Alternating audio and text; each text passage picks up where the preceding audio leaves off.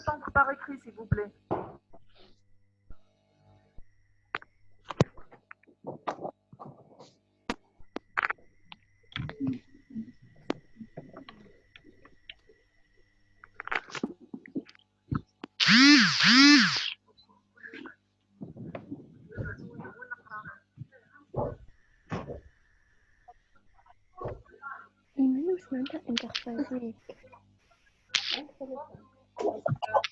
Bonjour. Bonjour.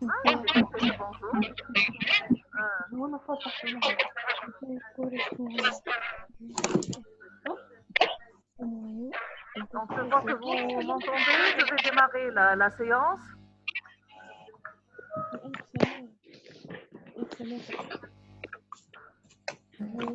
Alors, salam alaikum. Bonjour tout le monde. J'espère que tout le monde va bien et que vous êtes tous en santé. Là, je vais commencer ma séance qui se rapporte au noyau interphasique. On a déjà débuté le chapitre avant le confinement et normalement, je vais faire juste un petit rappel. Je vais passer sur les premières diapositives. Donc, comme vous le savez, donc, on va donner une définition des caractères généraux du noyau. Donc, c'est un organisme volumineux. Sa taille donc, va dépendre du stade de différenciation de la cellule. Il occupe 6% du volume cellulaire, contient l'information génétique, donc, qui est l'ADN cellulaire. Il n'est autre que les gènes de la cellule. Donc, le noyau sera caractérisé par une taille, une forme, un nombre et une position. Concernant la forme du noyau dépend étroitement du type cellulaire. Donc, il sera arrondi dans les lymphocytes, dans les neurones et dans les hépatocytes, comme ici. Donc, première photo à gauche. Il sera ovoïde dans les cellules musculaires, les fibroblastes et les entérocytes. Deuxième photo à gauche. Et il sera polylobé. Donc, on aura l'impression de voir plusieurs noyaux, mais en fait, ce ne sont pas plusieurs noyaux, ce sont plusieurs lobes, donc au niveau des polynucléaires. Le nombre de noyaux aussi est tributaire donc, du type cellulaire. Donc, on peut trouver ou ne pas trouver du tout un noyau. Donc, le noyau sera absent dans les hématies, dans les kératinocytes.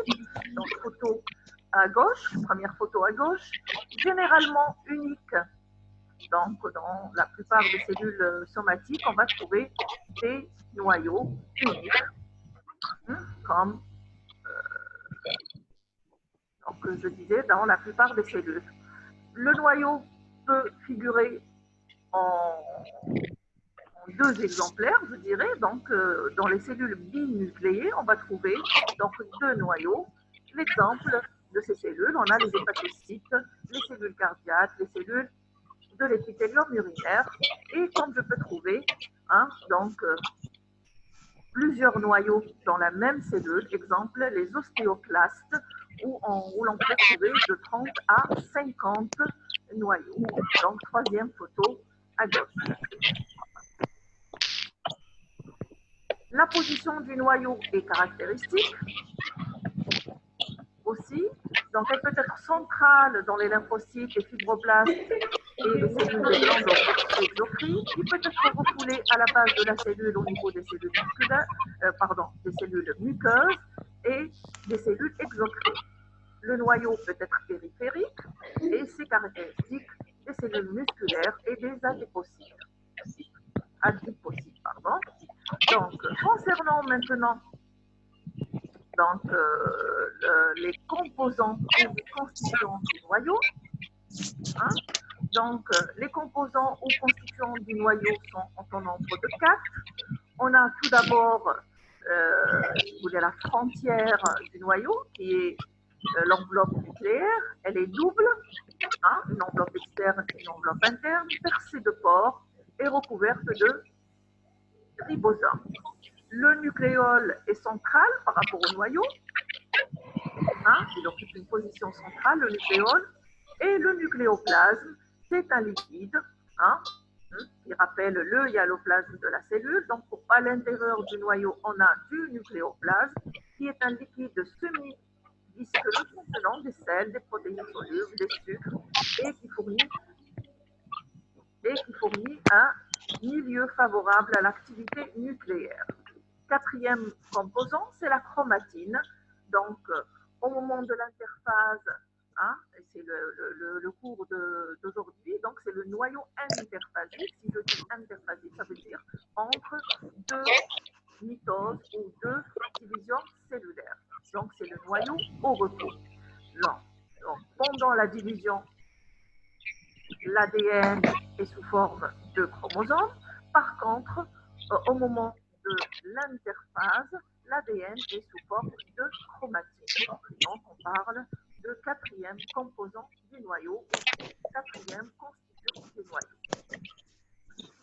Comme vous pouvez le voir ici, l'enveloppe nucléaire, on disait qu'elle était double, donc on parlait de membrane externe et de membrane interne.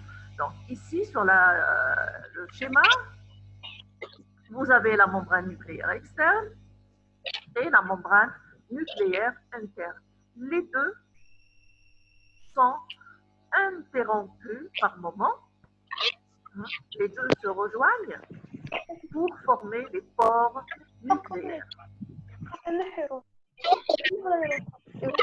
Vers l'intérieur du noyau ou du côté interne de la membrane interne, on trouve ce qu'on appelle la lamina. On va voir tout à l'heure ce que c'est.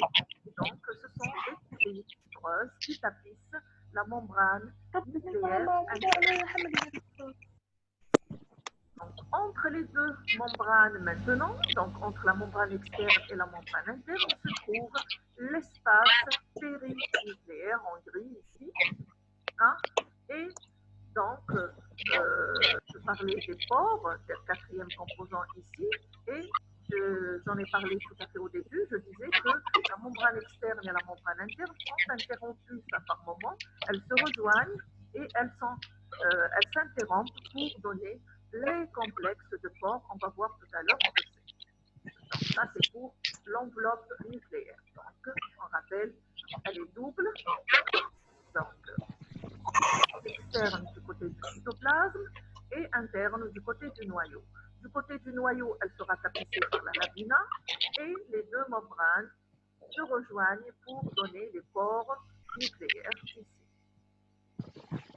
Je passe à la membrane externe. Hein. Donc, on disait qu'elle fait face au cytoplasme.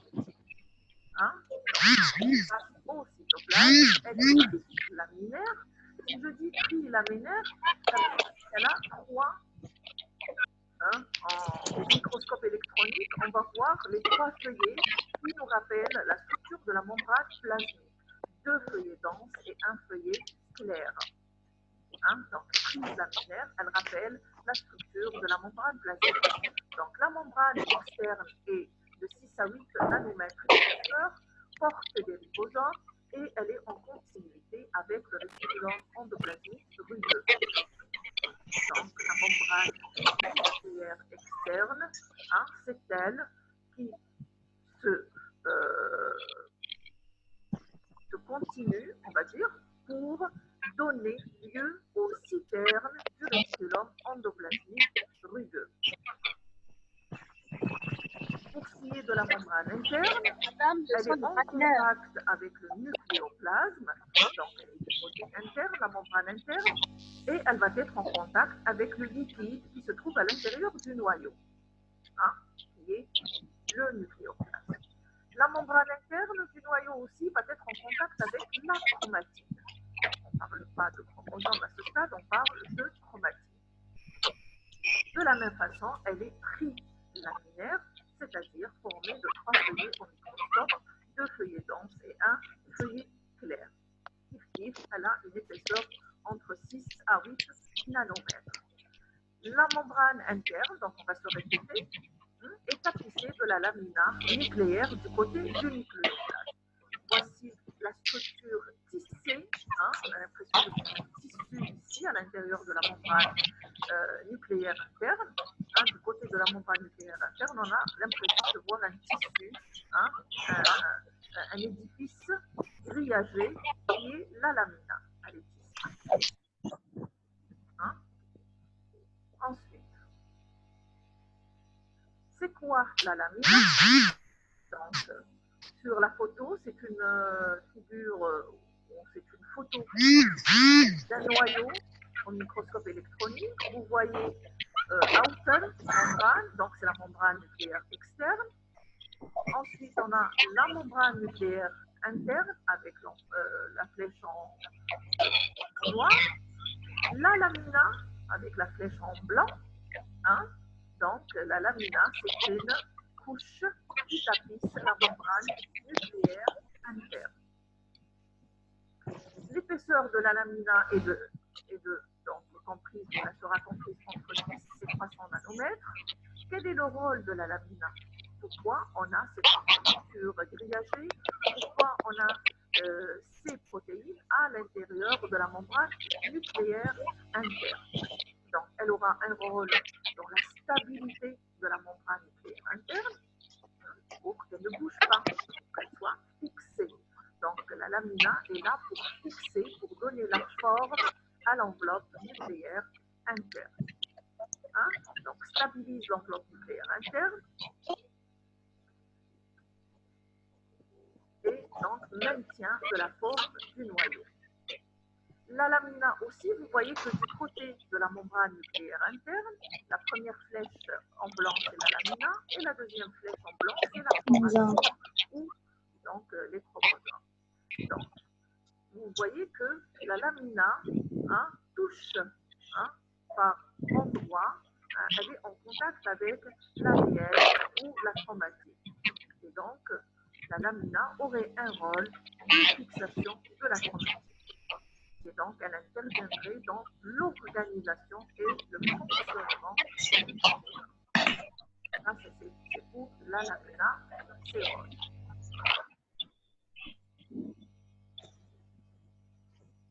Toujours concernant la lamina, elle est dans structure grillagée, c'est les filaments noirs sur la figure grillagée, constitués par des filaments de lamine. Donc, lamina, elle s'appelle lamina parce qu'elle est constituée de lamine. C'est quoi les lamines? Les lamines, ce sont des protéines, trois types de lamines, trois types de protéines qui s'appellent les lamines A, les lamines B et les lamines C. Ces trois types de lamines appartiennent à la famille des filaments intermédiaires. Donc, si je fais un petit rappel, les filaments intermédiaires font partie du cytosquelette. Je rappelle que le cytosquelette est un ensemble de trois structures qui sont les microtubules, les microfilaments et les filaments intermédiaires. Donc, si je dis les lamines appartiennent à la famille des filaments intermédiaires, donc les lamines auraient un lien avec le cytosquelette. Les lamines A et C donc, seront groupées, auront une affinité déjà entre elles. Donc, les lamines A et C ont une affinité entre elles, sont codées par le même gène et auraient elles aussi une affinité pour la chromatine.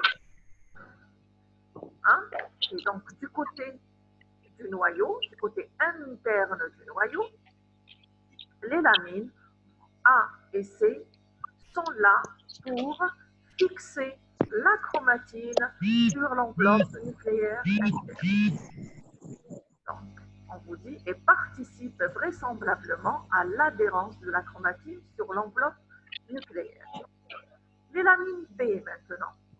Donc, les lamines B ont une affinité pour la membrane nucléaire interne. Et pourraient être responsables de la liaison de la lamina avec la membrane interne. Et donc, la lamina ou les lamines B sont là pour fixer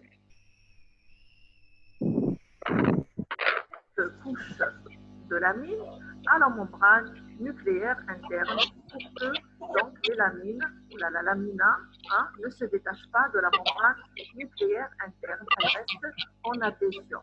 Donc les lamines sont là, et c'est les lamines B qui sont responsables de l'adhésion de la lamina à l'enveloppe nucléaire interne.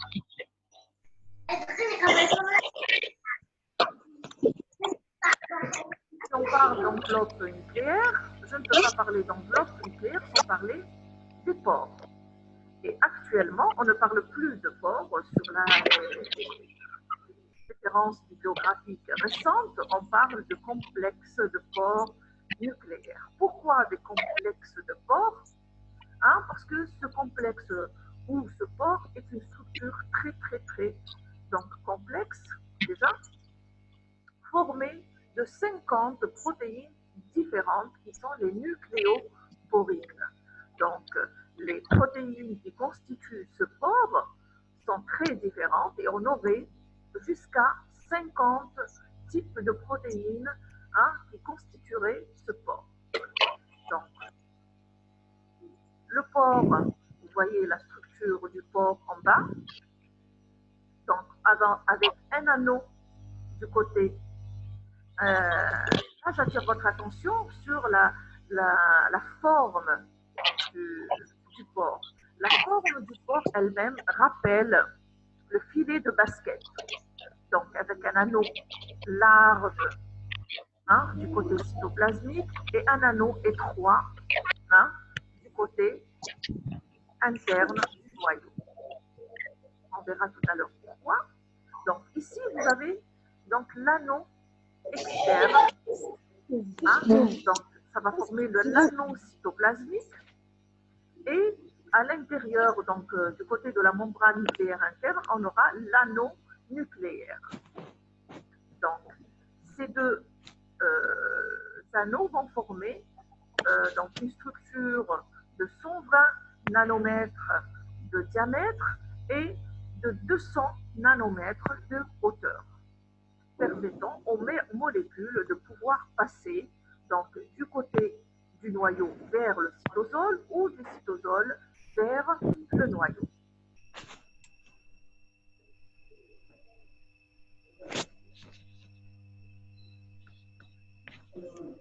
Toujours concernant les pores nucléaires, voici un pore vu de flanc, une vue de dessous, que l'on voit de haut, le pore nucléaire, on verrait cette structure-là, donc une symétrie d'ordre de 8, parce qu'on aura 8 sous-unités protéiques qui vont former l'anneau du côté cytoplasmique. Donc, le tout est réuni de façon à faire, vous voulez sortir ici, vous voyez, les protéines se groupent pour former un canal central. À travers ce canal central que vont passer les molécules du cytoplasme diffusées vers le noyau ou du noyau vers le cytoplasme. On verra tout à l'heure quelles sont les molécules qui pénètrent et quelles sont les molécules qui sortent du noyau. Sur la deuxième figure, en bas, vous voyez l'anneau nucléoplasmique qui est beaucoup plus étroit et c'est une forme ici de sélectivité, c'est-à-dire que ce ne sont pas toutes les molécules qui vont pouvoir entrer ou sortir du noyau.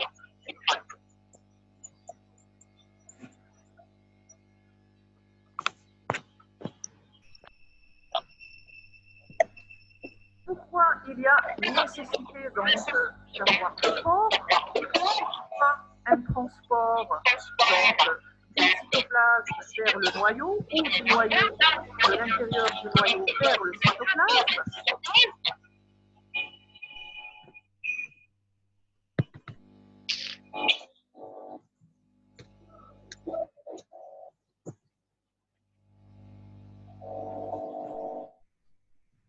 Donc je disais pourquoi on a ce type de transport. Il y a des molécules qui vont être fabriqués au niveau du cytoplasme. Vous vous rappelez la synthèse protéique au niveau du cytoplasme, qui donne lieu, par exemple, à des protéines histones, à de l'ADN et des ARN polymérase, des facteurs de transcription. Donc, toutes ces protéines qui seront fabriquées par les ribosomes du cytosol, donc vont vouloir maintenant pénétrer et arriver au noyau. C'est là qu'on a besoin de ces protéines histones, voilà, des ADN, des ARN polymérases, des facteurs de transcription, etc. Et donc, il nous faut un transport maintenant. On les fabrique au niveau du cytosol, mais il faudrait que ces molécules pénètrent au niveau du noyau. Quel mécanisme ces molécules vont joindre l'intérieur du noyau? Eh bien, c'est à partir de l'ADN, pardon, c'est à partir de ces pores nucléaires que va se faire aussi. Vous avez les protéines ribosomales. Vous vous rappelez, dans le chapitre ribosomes, quand on a parlé de la biogénèse des ribosomes, on a dit que les ribosomes sont fabriqués au niveau du nucléole. Et à cet assemblage, je me rappelle très bien du terme que je disais à chaque fois, donc c'était un assemblage des ribosomes au niveau du nucléole. On va voir la sortie de ces ribosomes vers le cytoplasme. Les protéines ribosomales sont aussi synthétisées. On a les ARN C et les ARN M qui sont synthétisés du noyau et expédiés vers le cytosol. Et donc, il y a un trafic donc, du cytoplasme vers le noyau et du noyau vers le cytosol. Ensuite, pour parler un petit peu de ces pores, au cours de la division cellulaire, l'enveloppe nucléaire est détruite. Donc, vous savez qu'au cours de la mitose ou de la méose, au niveau de la prophase, l'enveloppe nucléaire est détruite. Les composés nucléaires et cytoplasmiques sont mélangés dans le cytosol. Donc, on aura la métaphase, l'anaphase et la télophase qui vont se terminer. Ensuite, il va y avoir une réorganisation donc, autour du noyau. Il faut former les nouveaux noyaux, les deux nouveaux noyaux des deux cellules filles. Et donc, les composés cytoplasmiques doivent être redistribués après la division cellulaire entre les deux cellules filles. Aussi, les composés nucléaires, c'est-à-dire les complexes de pores, suite à la fragmentation de la membrane nucléaire, la prophase, non sur la télophase, il faudrait que cette enveloppe nucléaire se reforme autour des deux nouveaux noyaux des deux cellules. Le transport, donc ce n'est pas si simple que ça. On a un transport à travers les complexes de pores, mais ce transport est régi par des mécanismes très, très rigoureux. Et donc, ici, et comme pour tout transport, la taille des molécules fait la différence. Dans le cas de ce transport nucléocytoplasmique, on a tout d'abord une diffusion simple. Si la diffusion est simple, c'est-à-dire elle se fait du gradient, si vous voulez, elle se fait selon le gradient de concentration, et donc sans dépense d'énergie.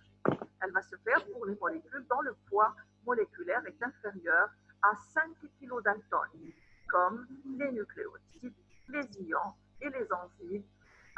Et aussi, on a les protéines qui peuvent entrer par diffusion passive. Maintenant, si la molécule se situe entre 5 et 50 kilodaltons, ici, il va falloir une molécule transporteuse. Et là, on aura un mécanisme qui s'appelle la division facilitée. On a vu ces termes-là au niveau de la membrane plasmique. Et donc, j'aurai une diffusion facilitée. Facilitée par quoi? Facilitée par une protéine. Troisième mécanisme donc, de transport vers le noyau ou du noyau vers le cytoplasme, vous aurez ce qu'on appelle un mécanisme actif. Et ce sera pour des macromolécules telles que donc, les acides nucléiques, tels que l'ADN, l'ARN ou l'ARN messager ou l'ARN de transfert qui vont être fabriqués au niveau du noyau et vont sortir vers le cytoplasme. Le nombre de pores ou le nombre de complexes de pores nucléaires, les CPN, c'est les complexes de pores nucléaires. Il va augmenter en fonction de l'activité cellulaire. Si la cellule est très active, on aura beaucoup de pores nucléaires. Si la cellule est au repos, les pores vont diminuer. Aussi, l'ouverture des pores dépend de la concentration du CA2+. C'est-à-dire, l'ouverture des pores dépend étroitement de la présence de calcium dans la cellule. Si la cellule manque de calcium, eh bien, les transports ne vont pas se faire correctement. Pour ce qui est de la biogénèse de la membrane, je ne vais pas m'attarder.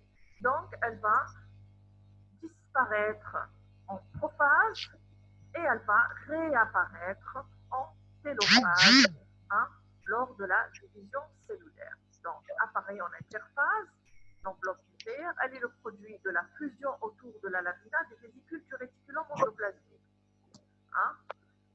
Et parce qu'en prophase, lorsque la membrane disparaît, on aura des petites vésicules du réticulum endoplasmique qui seront dispersées dans la cellule qui va se diviser. Et en fin de mitose, ces vésicules du réticulum endoplasmique vont venir se réagencer autour du matériel génétique de la cellule pour former les deux enveloppes nucléaires des deux cellules filles. Pour ce qui est du quatrième ou du troisième composant du noyau, ici, c'est le nucléole. Donc, il apparaît en microscopie. C'est un organite sphérique, nucléaire, c'est-à-dire appartient au noyau. Le nucléole n'a pas de membrane, il est incomplètement cerné par la chromatine. Incomplètement cerné, c'est-à-dire il y a des endroits où il peut être accolé à de la chromatine et il y a des endroits où il est libre, c'est-à-dire n'est pas collé à la chromatine. Donc incomplètement cerné, entouré par la chromatine, et le nucléole, c'est un organisme qui disparaît en mitose. Lorsqu'on voit de très près le nucléole, c'est-à-dire au microscope électronique, on va distinguer deux zones ici sur la photo. Donc vous avez une zone granulaire et une zone fibrillaire. On va s'intéresser d'abord à la zone fibrillaire. C'est quoi la zone fibrillaire? Si je dis fibrillaire, ça veut dire qu'il y a des fibres. Et si je dis granulaire, ça veut dire qu'il y a des grains. Fibrillaire, pourquoi? Vous vous rappelez que le nucléole, chapitre ribosome, on a parlé de la biogénèse des ribosomes, et donc on a parlé du nucléole. Le nucléole est l'organisme qui fabrique, ou qui participe à la fabrication des ribosomes, et donc ici on aura deux régions. La zone fibrillaire, c'est la zone où on va trouver de l'ARN R, de l'ARN ribosomal. Donc, on va trouver essentiellement ici des fibrilles d'ARN R. Et dans la zone granulaire, c'est la zone où on a déjà une association entre l'ARN ribosomal et les protéines ribosomales. Et donc, on commence à distinguer les grains. Et donc, c'est la zone granulaire. Donc,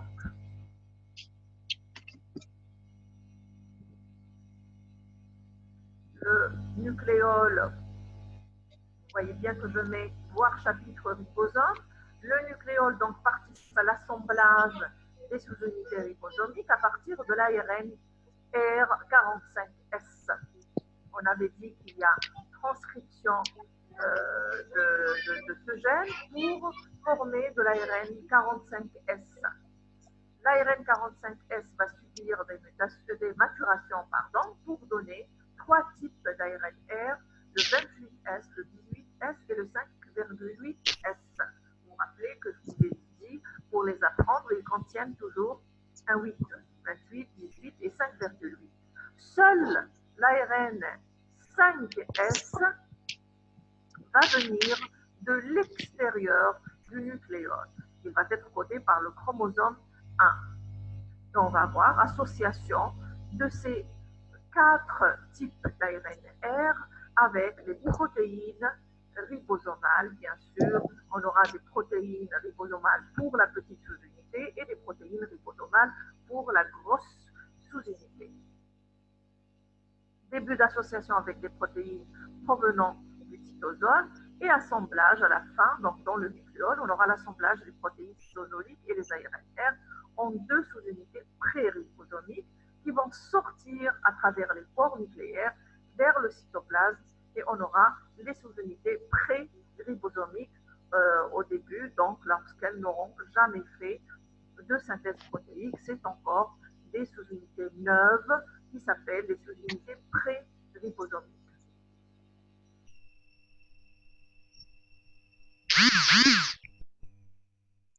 Concernant le nucléoplasme, hein, donc c'est une solution aqueuse qui contient le ou les nucléoles, qui contient l'ADN sous forme de chromatine et contient le nucléocytosquelette. Donc la composition chimique du nucléoplasme rappelle celle du hyaloplasme. Le nucléocytosquelette constitué de protéines fibreuses dont l'actine. Donc l'actine est un composant majeur